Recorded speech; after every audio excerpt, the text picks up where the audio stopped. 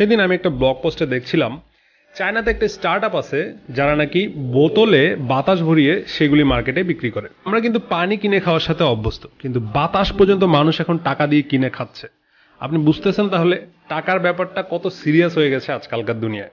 টাকা ছাড়া এখন কিছুই পাওয়া যায় না ধরা চলে। এখন আমাদের দেশে টাকা বানানোর বিশাল একটা কারখানা আছে, সেই কারখানায় অনেকগুলো মেশিন অলরেডি সেট আপ দেওয়া আছে। সরকার চাইলেই গভর্নরকে একটা ফোন দিয়ে বলতে পারে যে আমার আজকে 4,500 কোটি টাকা লাগবে, তুমি এগুলো প্রিন্ট করে দাও। তারপরে সেই টাকাগুলো গভর্নমেন্ট পেয়ে সবাইকে বিলিয়ে দিবে, সবাই হাসি খুশি থাকবে এবং সবার অভাব দূর হবে। বাট সরকার এটা করে না কেন? টাকা নিয়ে এরকম আরো অনেকগুলো ইন্টারেস্টিং ফ্যাক্টস অ্যান্ড অনেক ইন্টারেস্টিং স্টোরিজ আপনাদের সাথে শেয়ার করব। ভিডিওটা না টেনে পুরোটা দেখতে থাকবেন, তাহলে আপনারা টাকা তৈরির পুরা বিজ্ঞানটা আজকে বুঝে যাবেন। বাংলাদেশ ব্যাংক ঈদ উপলক্ষে বাজারে 15,000 কোটি টাকার নতুন নোট ছাড়লেও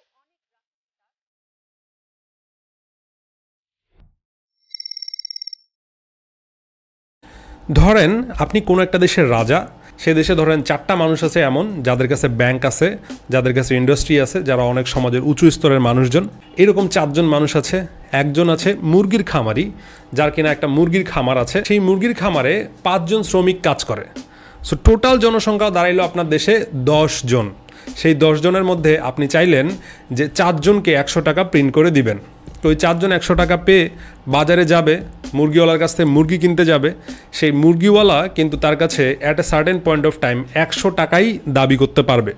সম্মিলিতভাবে 4 জনও যদি 25 টাকা করে সেই সময় মুরগিটা কিনে, কোনো একটা পয়েন্ট অফ টাইমে সেই মুরগিটার দাম কখনোই ওই বাজার ব্যবস্থায় 100 টাকার বেশি যাবে না, কারণ প্রিন্টেড মানি আছে 100 টাকা, বা গেলেও সেটা 100 টাকার বেশিতে কেনা সম্ভব হবে না।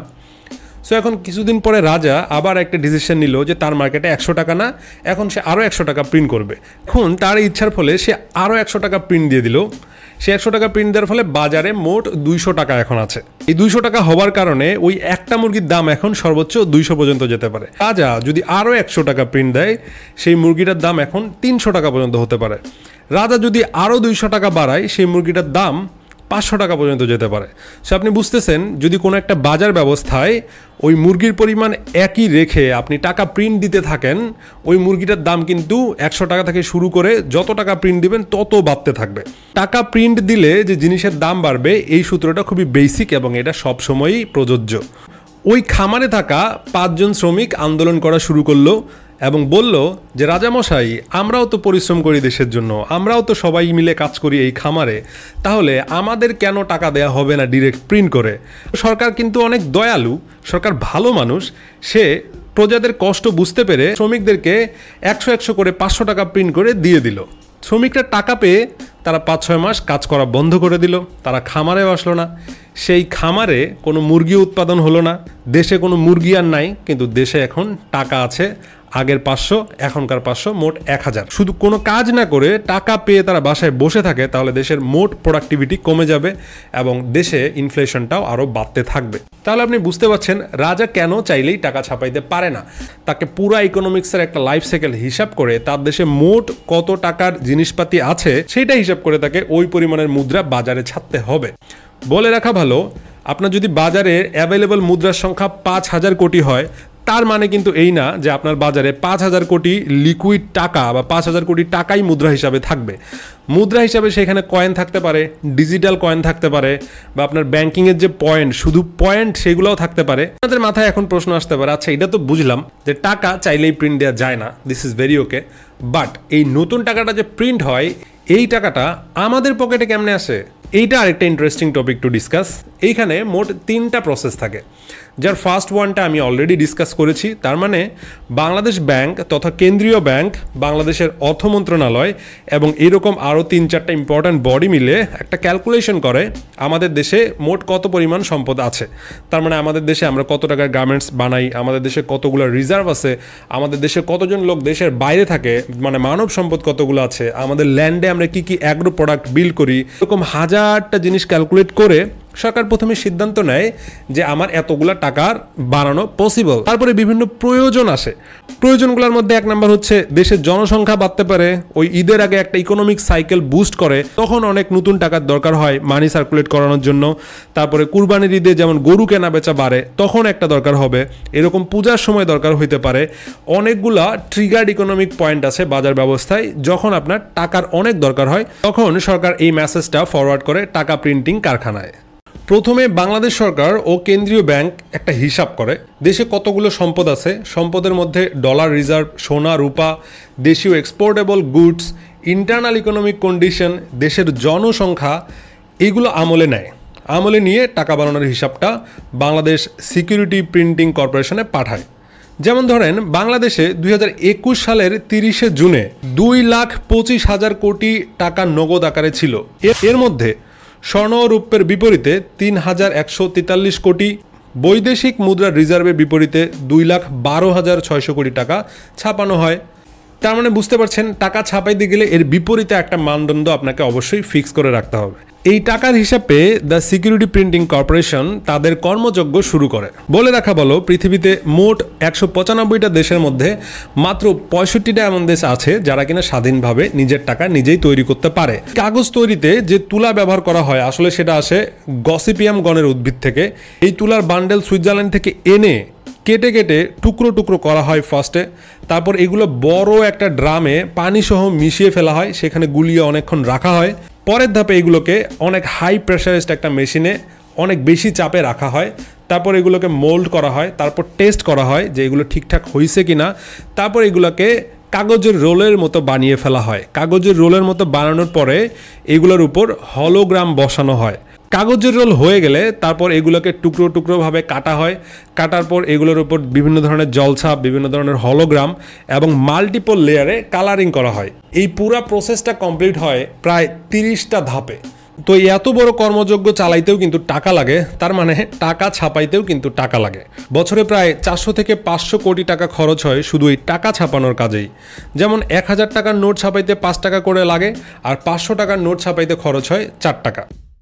তো এখন টাকা প্রিন্ট হওয়া শেষ হলে সেই টাকাটা সিকিউরড ওয়েতে কেন্দ্রীয় ব্যাংক বা বাংলাদেশ ব্যাংকের ভল্টে চলে আসে। সেই ভল্টে অনেক সময় টাকাটা রেস্ট করতে থাকে। তারপর প্রয়োজন মতে বাংলাদেশ সরকার বা বিভিন্ন বাণিজ্যিক ব্যাংক, ধরেন স্ট্যান্ডার্ড চার্টার্ড হোক, এইচএসবিসি হোক বা ডাচ বাংলা হোক, ইস্টার্ন ব্যাংক লিমিটেড হোক, এই ধরনের নানা ব্যাংক বাংলাদেশ ব্যাংকে গিয়ে টাকাটা নিবে বা বাংলাদেশ সরকার নিবে। বেসরকারি ব্যাংকগুলো বাংলাদেশ ব্যাংক থেকে চেকের মাধ্যমেই টাকা নেয়। যেমন আমি আপনি যে নর্মাল কাস্টমার আছি, আমরা যদি ব্যাংকে যাই তাহলে কিন্তু আমরা ব্যাংকে প্রথমে একটা চেক জমা দিব।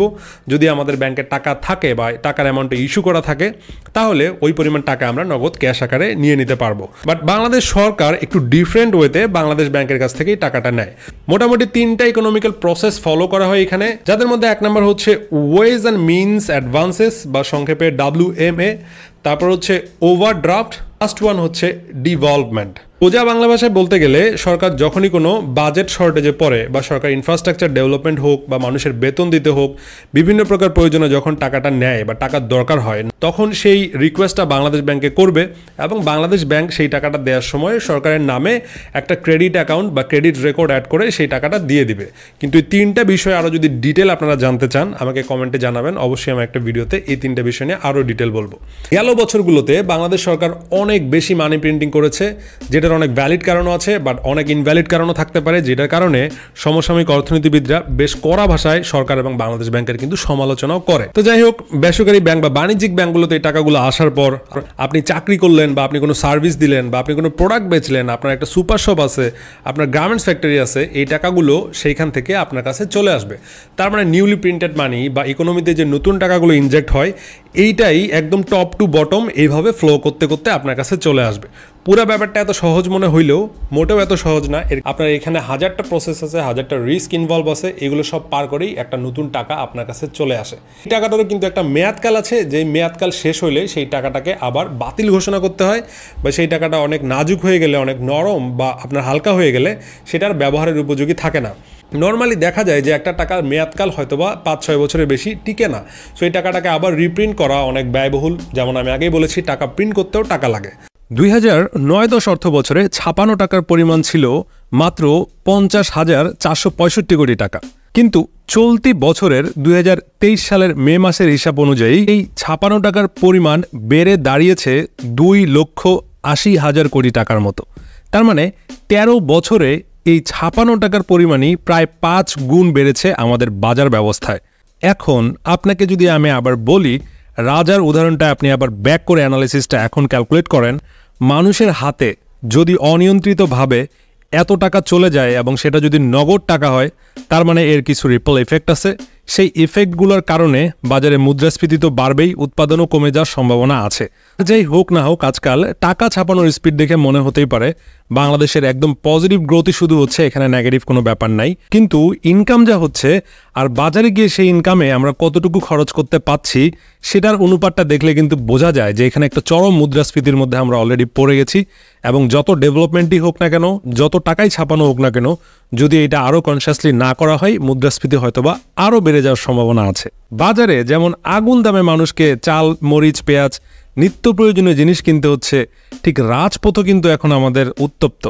সামনের দিনগুলো বলে দিবে বাংলাদেশের ভবিষ্যৎ কোন দিকে যাবে, বাংলাদেশের অর্থনৈতিক ব্যবস্থা আবার রোলব্যাক করবে কিনা, এটা আরও পজিটিভ দিক যাবে কিনা, বা নাকি এটা আরও মুদ্রাস্ফীতির দিকে আগাবে। বাংলাদেশ পজিটিভ বা নেগেটিভ যেদিকেই যাক, যদি আপনি টাকাটা নিজের ইচ্ছা মতো ছাপিয়ে ফেলেন, বিপদ সেখানে আসবেই। সো আজকের ভিডিওটা অনেক সময় নিয়ে করার একটাই উদ্দেশ্য হলো, আসুন আমরা সবাই জানি আমাদের ইন্টারনাল ইকোনমি কীভাবে চলে, এবং শিক্ষিত এবং সচেতন নাগরিক হিসাবে আমাদের বোঝা দরকার আছে প্রত্যেকটা ফাইন্যান্সিয়াল ইনস্টিটিউটস কীভাবে রান করে। পরবর্তীতে আমাদের আরও ভিডিও আসবে এই অর্থনৈতিক ব্যবস্থা নিয়ে, কীভাবে ব্যাংকিং সিস্টেম কাজ করে, কীভাবে শেয়ার মার্কেট কাজ করে।